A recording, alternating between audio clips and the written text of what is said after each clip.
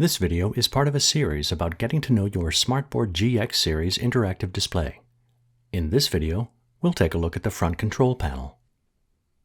The front control panel has several buttons that provide easy access to a number of actions. When you tap the Home button, you return to the home screen.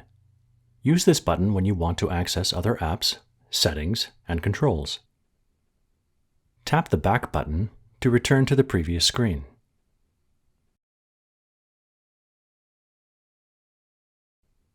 Tap the Settings button to open the display's settings and options. You can also use the Settings button to freeze the display's image.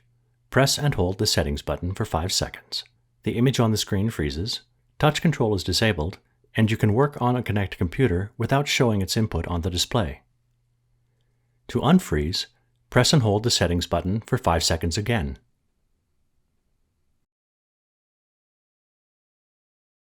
The volume up and down buttons increase or decrease the audio's volume.